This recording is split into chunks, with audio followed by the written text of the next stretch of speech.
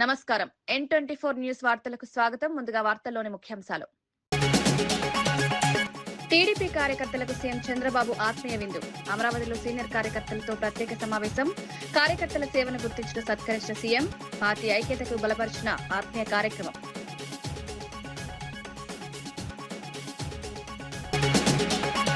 కేటీఆర్ పై ప్రేమ ఎక్కువంటూ సీఎంపై సంజయ్ విమర్శ. కేసులపై దృష్టి పెట్టాలని నిలదీత. ప్రాధాన్యతపై ప్రశ్నలు లేవెత్తిన మంత్రి. రాజకీయ కుమ్మక్కు ఉందని ఆరోపణలు.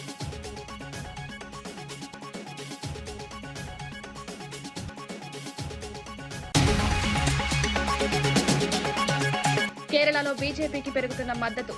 రాష్ట్రంలో మార్పు స్పష్టంగా కనిపిస్తోందని ప్రధాని. అభివృద్ధి కోసం ప్రజలు బీజేపీ వైపు మొగ్గు. రాబోయే ఎన్నికల్లో మంచి ఫలితాలపై ఆశాభావం.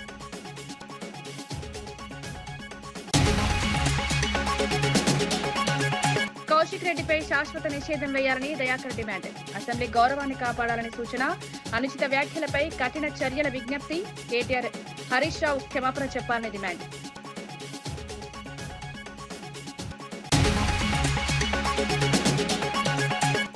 మెట్రో టేకోవర్పై సీఎంపై కేటీఆర్ ఆరోపణలు. ప్రజలపై అప్పు మోపుతున్నారని విమర్శ. భూముల కోసం కుట్ర జరుగుతోందని వ్యాఖ్య. ప్రభుత్వం వెంటనే స్పష్టతనివ్వాలని డిమాండ్.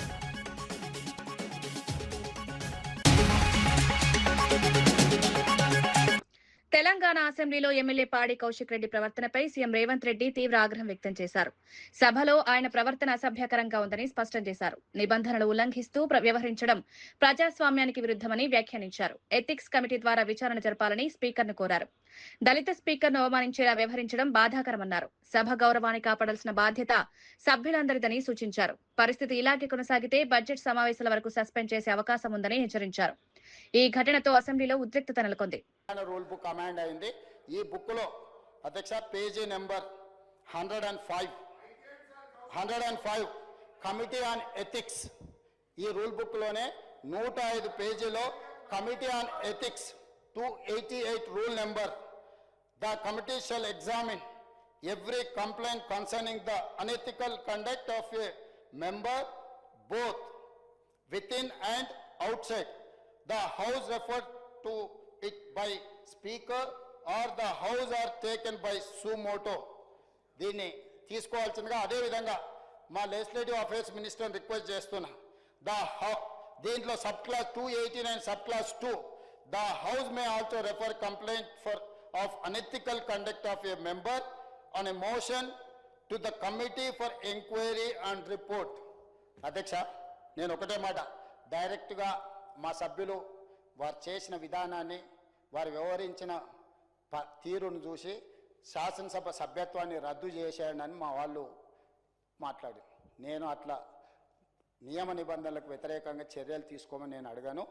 ఇది కమిటీ ఆన్ ఎథిక్స్కి వారి వ్యవహార శైలిని, ఈ సభలో అన్ని కెమెరాలు ఉన్నాయి, ఈ కెమెరాలలో వారు వ్యవహరించిన తీరు మొత్తం రికార్డ్ అయింది. ఈ అన్ని ఆధారాలను ఈరోజు ఈ సభ ద్వారా మోషన్ మూవ్ చేసి లెజిస్లేటివ్ అఫైర్స్ మినిస్టర్ ఆ ఎథిక్స్ కమిటీకి మీరు రెఫర్ చేసి ఎథిక్స్ కమిటీ ఇచ్చే రికమెండేషన్స్ మీద పాడి కౌశిక్ రెడ్డి గారి మీద చర్యలు తీసుకోవాల్సిందిగా ఆ కమిటీని కూడా, ఇప్పుడు కమిటీ లేదని వారు చెప్పారు, సమయానికి బాగా గుర్తు చేశారు అధ్యక్ష. ఎంబడే ఎథిక్స్ కమిటీని కాన్స్టిట్యూట్ చేసి హరీష్ రావు గారి సూచన మేరకు తక్షణమే ఎథిక్స్ కమిటీని ఈ సభ ముగిసే లోపల మీరు అపాయింట్ చేసి ఈ కేసును దానికి రెఫర్ చేయాల్సిందిగా ఈ సభలో ఒక సత్సాంప్రదాయాన్ని రేపు భవిష్యత్తులో ఏ సభ్యుడైనా ఈ రకంగా బాధ్యతారహితంగా అసభ్యకరంగా అసహించుకునే విధంగా సీనియర్ సభ్యులకు అవమానం జరిగే విధంగా వ్యవహరిస్తే ఏ రకమైన చర్యలు తీసుకుంటామో భవిష్యత్ తరాలకు తెలంగాణ సమాజానికి ఒక దిక్సూచిగా ఉండే విధంగా చర్యలు తీసుకోవాలి. దయచేసి మళ్ళొక్కసారి నేను తమరికి విజ్ఞప్తి చేస్తున్న అధ్యక్ష సభానాయకుడిగా, బీఆర్ఎస్ శాసనసభ్యులు సీట్లలో కూర్చొని సహకరిస్తే తమరి విజ్ఞప్తి మేరకు సభలో కొనసాగించండి. వాళ్ళు సహకరించకుండా ఒక దళితుడు స్పీకర్గా కొనసాగడానికి వీలు లేదు, అతను సమర్థుడు కాదు సభను నడపడానికి అని ఒక సందేశాన్ని బయట ప్రపంచానికి ఇవ్వదలుచుకుంటే సభ్యులందరినీ రాబోయే బిజినెస్ ఈ బడ్జెట్ సమావేశాలు మొత్తానికి వాళ్ళని సభల నుంచి సస్పెండ్ చేయాల్సిందిగా పాడి కౌశిక్ రెడ్డి గారిది కమిటీ ఆన్ ఎథిక్స్ కి రెఫర్ చేయాల్సిందిగా తమరికి విజ్ఞప్తి చేస్తూ అవకాశం ఇచ్చినందుకు మీకు ధన్యవాదాలు తెలియజేస్తూ సెలవు తీసుకుంటున్నాను అధ్యక్ష. టీడీపీ ఆవిర్భావ దినోత్సవం సందర్భంగా సీఎం చంద్రబాబు నాయుడు అమరావతి నివాసంలో సీనియర్ కార్యకర్తలకు ఆత్మీయ విందు ఏర్పాటు చేశారు. మంత్రి నారా లోకేష్ తో కలిసి కార్యకర్తలను స్వాగతించారు. పార్టీ స్థాపన నుంచి సేవలందించిన కార్యకర్తలను ప్రత్యేకంగా ఆహ్వానించారు. వారి ఆరోగ్యం, కుటుంబ పరిస్థితులపై ఆరా తీశారు.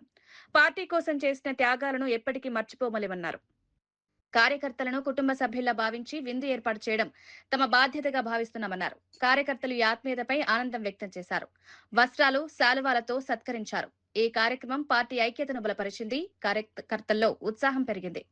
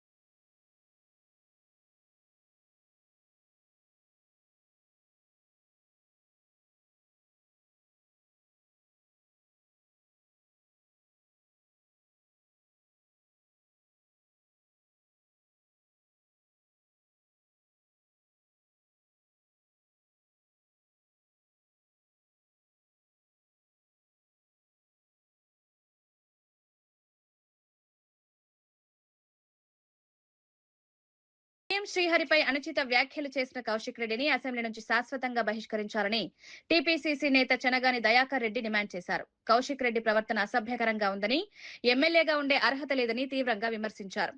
ఆయనను వీధి రౌడీలా ప్రవర్తిస్తున్నారన్నారు. కేటీఆర్, హరీష్ రావు కూడా కడియం శ్రీహరికి బహిరంగ క్షమాపణ చెప్పాల్సిన కోరారు. అసెంబ్లీ గౌరవాన్ని కాపాడాల్సిన బాధ్యత అందరికీ ఉందన్నారు.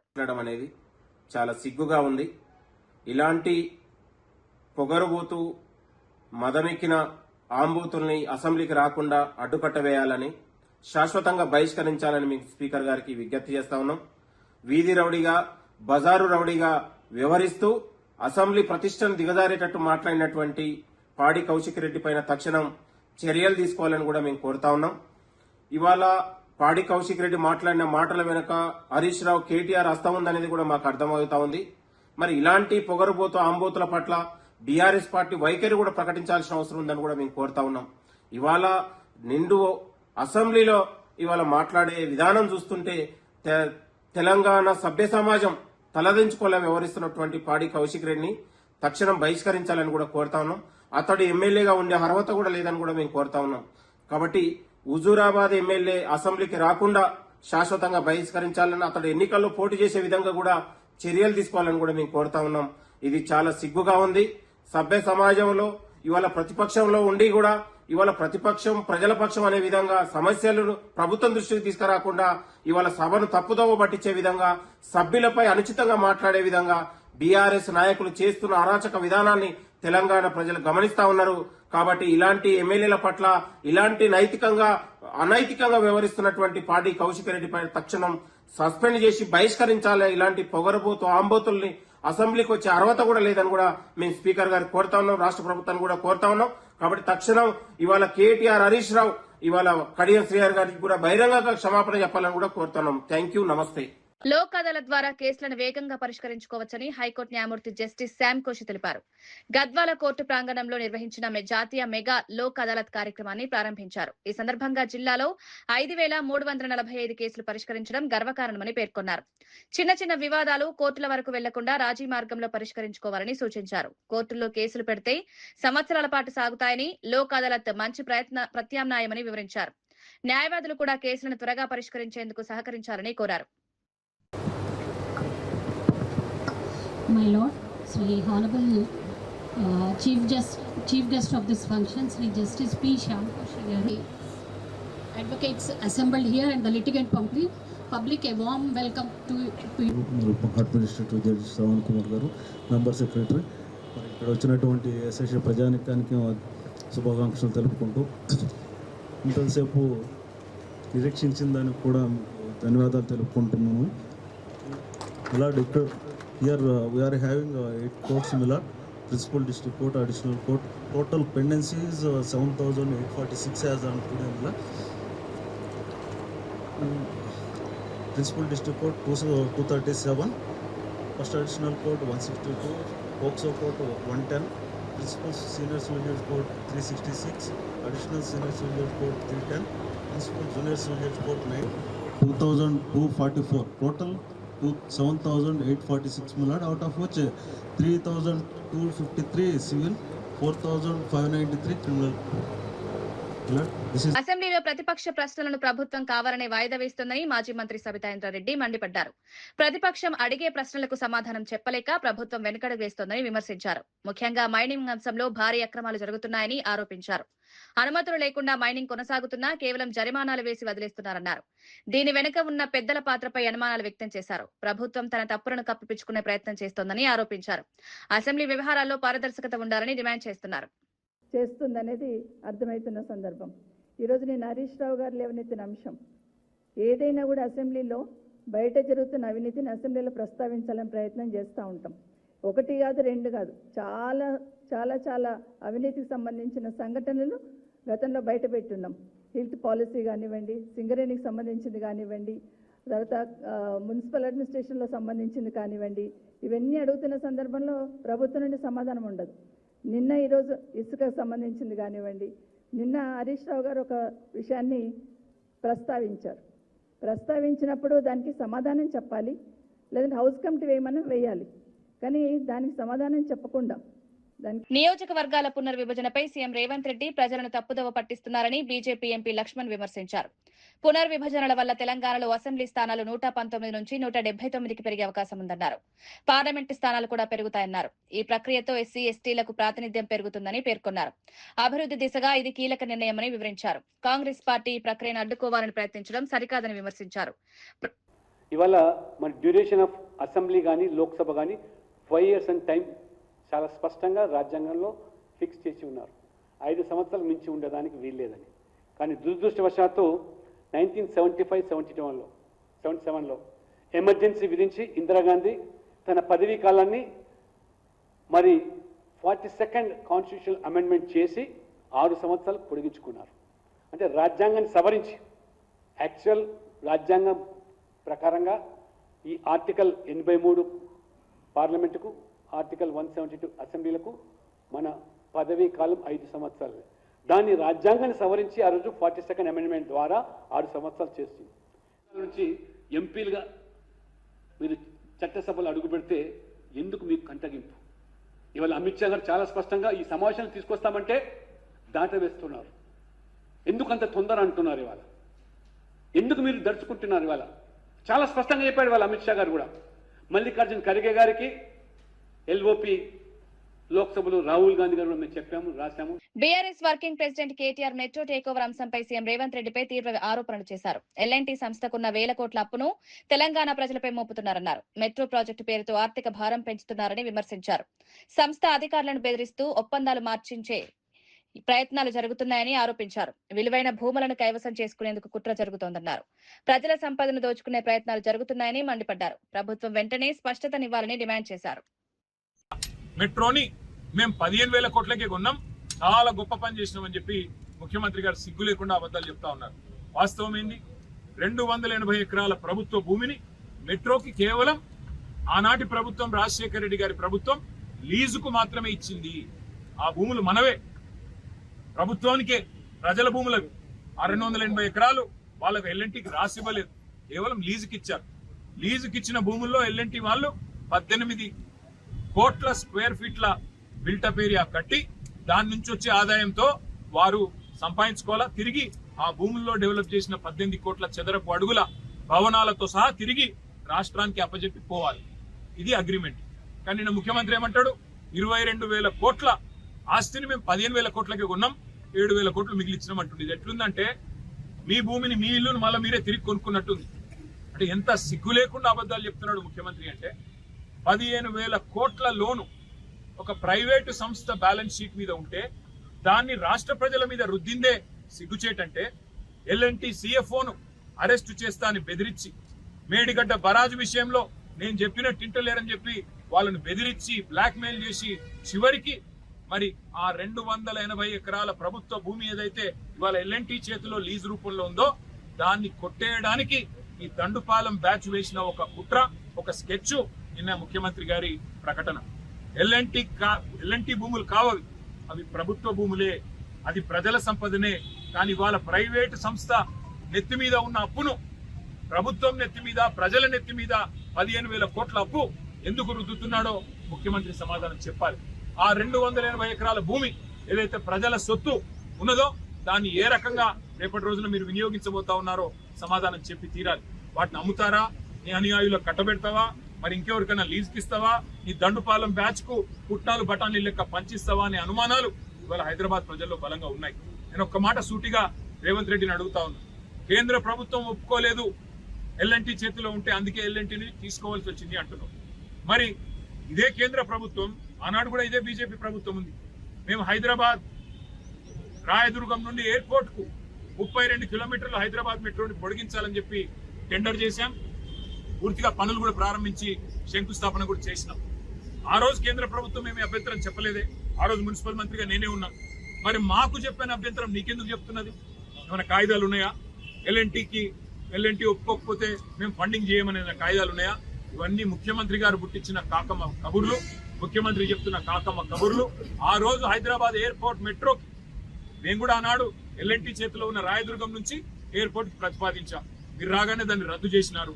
మరి ఆ రోజు కేంద్ర ప్రభుత్వం అభ్యంతరం చెప్పకపోతే ఈ రోజు ఎందుకు చెప్తుంది? ఇదంతా ముఖ్యమంత్రి గారు అల్లిన ఒక కాకమ్మ కథ. ఖచ్చితంగా 280 ఎకరాలు కొట్టేయడానికి వేసిన ఒక స్కెచ్. ఈ భూదందాకు, భూమాఫియాకి ముఖ్యమంత్రి గారే దండుపాలెం ముఠాకు నాయకుడిగా మారి వాళ్ళ ఎల్ఎన్టీ సిఎఫ్ఓను జైల్లో ఇస్తాను బెదిరించి, మేడిగడ్డ బరాజ్ విషయంలో కూడా ఆయన చెప్పినట్టు ఇంటలేరనే ఒక కోపంతో చివరికి వాళ్ళ మెడ మీద కత్తి పెట్టి ఆ 280 ఎకరాలను లాక్కునే కుట్ర తప్ప ఇంకొకటి కానే కాదు. ఇందులో హైదరాబాద్ ప్రజల ప్రయోజనాలు లేవు, మెట్రో ప్రయోజనాలు లేవు. 22,000 కోట్ల ఆస్తి, అది ఎన్నటికైనా హైదరాబాద్ ప్రజల ఆస్తి, తెలంగాణ ప్రజల ఆస్తి. దాన్ని తిరిగి మనమే కొనుక్కోవడం ఏదైతే ఉందో ఇది ఉల్టా మన భూమికి, మన హక్కుకి, మన ప్రాపర్టీకి మనమే పైసలు పెట్టి తిరిగి కొనుక్కోవడం ఏదైతే ఉందో ఇది ఖచ్చితంగా పెద్ద కుంభకోణం తప్ప మరొకటి కానే కాదు. నిజంగానే ఈ విషయంలో చిత్తశుద్ధి ఉంటే ఒక సిట్టింగ్ హైకోర్టు జడ్జితో వెంటనే విచారణకు ఆదేశించాలని చెప్పి కూడా మా పార్టీ తరఫున మేము ప్రభుత్వాన్ని డిమాండ్ చేస్తా ఉన్నాం. అసెంబ్లీలో స్పీకర్ తీరుపై మాజీ మంత్రి తలసాని శ్రీనివాస్ యాదవ్ తీవ్రంగా స్పందించారు. పార్టీ మారిన ఎమ్మెల్యేలను బీఆర్ఎస్ సభ్యులుగానే గుర్తించిన తర్వాత వారు స్పీకర్ వైపు ఎందుకు కూర్చున్నారని ప్రశ్నించారు. తమ నిరసనను తప్పుదోవ పట్టించేందుకు వారికి మైక్ ఇవ్వడం సరైందా అని నిలదీశారు. ప్రతిపక్ష హక్కులను కాలరాస్తున్నారని విమర్శించారు. 2 సంవత్సరాలుగా హౌస్ కమిటీ ఏర్పాటు చేయలేదని ఆగ్రహం వ్యక్తం చేశారు. అసెంబ్లీ వ్యవహారాల్లో పారదర్శకత అవసరమని సూచించారు.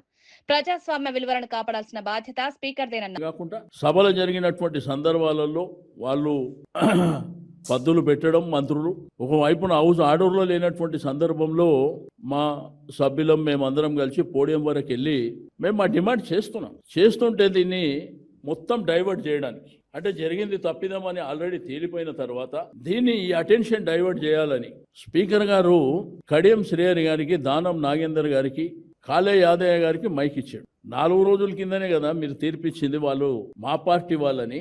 మరి మా పార్టీ వాళ్ళందరూ మేము పొడియం దగ్గర కూర్చున్నప్పుడు వాళ్ళు ఏ పార్టీ అని మీరు మైక్ ఇచ్చిర్రు, ఏ పార్టీ అని మమ్మల్ని తిట్టిపిచ్చిర్రు అంటే డెమోక్రసీలా ప్రజలు ఇవన్నీ గమనించారనేటువంటి భావన మీకుందా?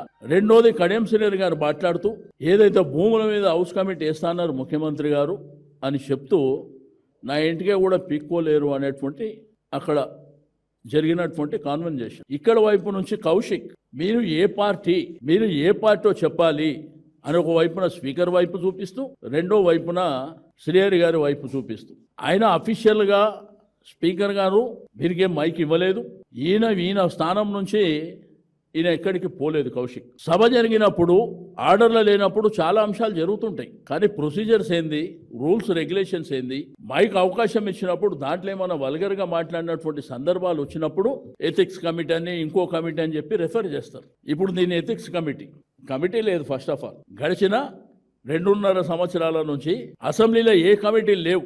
ఎమ్మెల్యే యశస్విని రెడ్డి బీఆర్ఎస్ ఎమ్మెల్యే పాడి కౌశిక్ రెడ్డిపై తీవ్ర విమర్శలు చేశారు. సభలో పెద్దలైన కడియం శ్రీహరిని గౌరవించకుండా మాట్లాడడం సరికాదన్నారు. సభలో చర్చ జరుగుతున్న సమయంలో సమయాన్ని వృధా చేస్తున్నారని ఆగ్రహం వ్యక్తం చేశారు. కొత్త ఎమ్మెల్యేలకు ఇది సరైన సందేశం కాదని పేర్కొన్నారు. సభ్యుల ప్రవర్తన వల్ల సభ గౌరవం దెబ్బతింటుందన్నారు. కౌశిక్ రెడ్డిపై వెంటనే చర్యలు తీసుకోవాలని స్పీకర్ను కోరారు.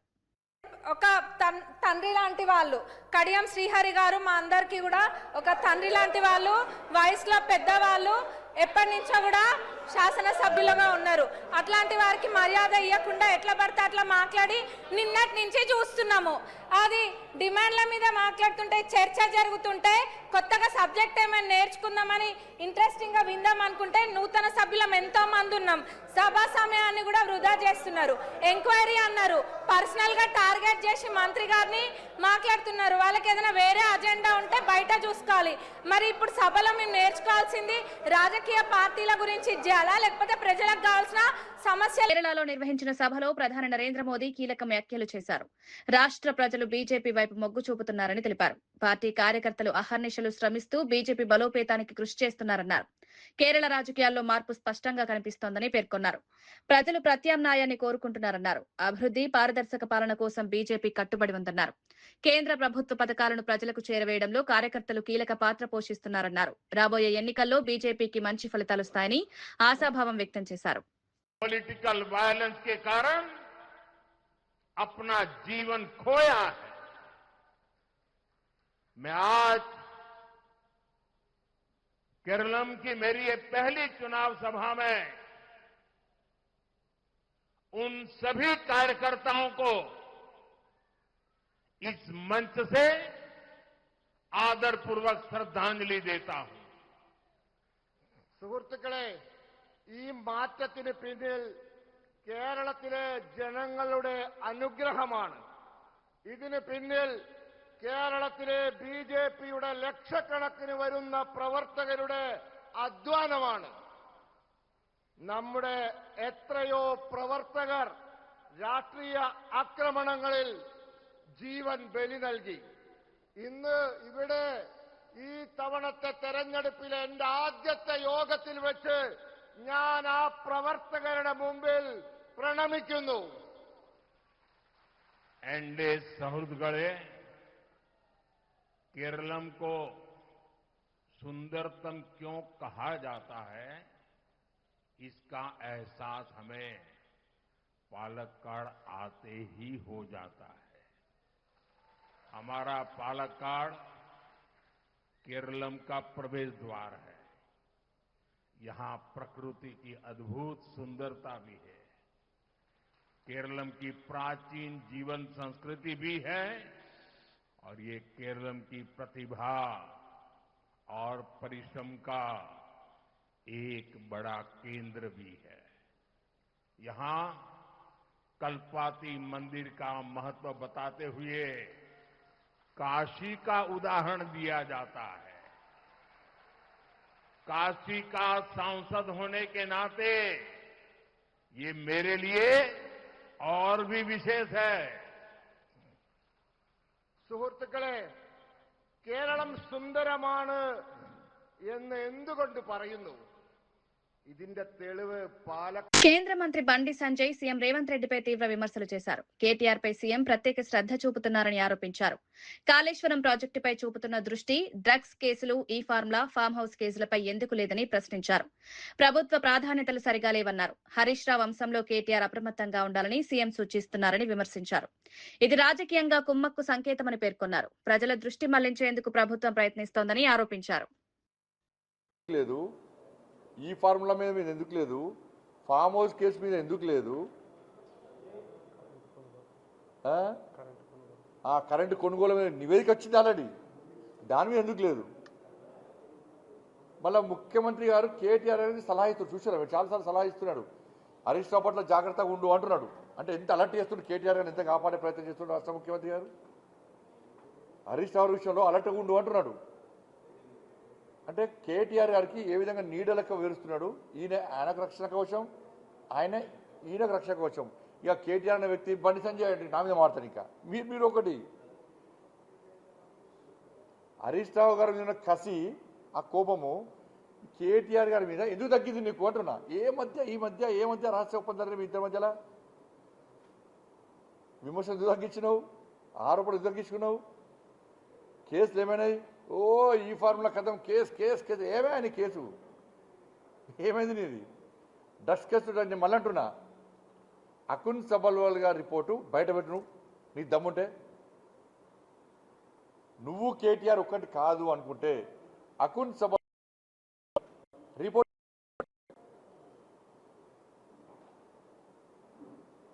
రిపోర్టు మాయం చేసింది ఎవరు? పట్టుకరా. నువ్వు మళ్ళీ విచారణ జరపకియా, నువ్వు విచారణ ఏమద్దు, డ్రగ్స్ విచారణ జరపకు. నువ్వు అకౌంట్ సభలో రిపోర్ట్ బయట పెట్టికంటే తెలుసు. రాష్ట్ర ముఖ్యమంత్రి, ఒక ముఖ్యమంత్రి స్థాయిన వ్యక్తి అకౌంట్ సభలో రిపోర్ట్ ఏమి ఇచ్చాడో తెలుసు, దాన్ని ఎవరో తెలుసు. ఆ వ్యక్తిని కాపాడే ప్రయత్నం చేస్తున్నాడు. కాబట్టి ఇద్దరు ఒకటే. ముగించే ముందు ముఖ్యాంశాలు మరోసారి. టీడీపీ కార్యకర్తలకు సీఎం చంద్రబాబు ఆత్మీయ విందు. అమరావతిలో సీనియర్ కార్యకర్తలతో ప్రత్యేక సమావేశం.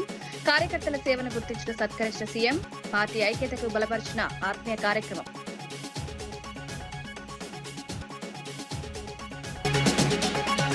కేటీఆర్ పై ప్రేమ ఎక్కువంటూ సీఎంపై సంజయ్ విమర్శ. కేసులపై దృష్టి పెట్టాలని నిలదీత. ప్రాధాన్యతపై ప్రశ్న లేవెత్తిన మంత్రి. రాజకీయ కుమ్మక్కు ఉందని ఆరోపణలు.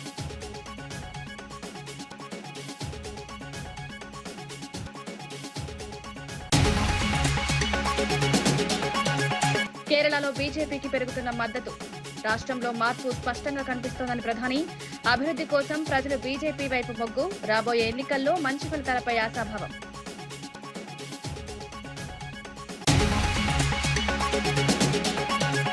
కౌశిక్ రెడ్డిపై శాశ్వత నిషేధం వేయాలని దయాకర్ డిమాండ్. అసెంబ్లీ గౌరవాన్ని కాపాడాలని సూచన.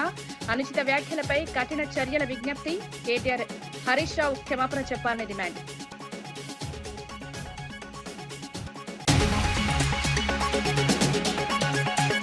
మెట్రో టేకోవర్ పై సీఎంపై కేటీఆర్ ఆరోపణలు. ప్రజలపై అప్పు మోపుతున్నారని విమర్శ. భూముల కోసం కుట్ర జరుగుతోందని వ్యాఖ్య. ప్రభుత్వం వెంటనే స్పష్టతనివ్వాలని డిమాండ్.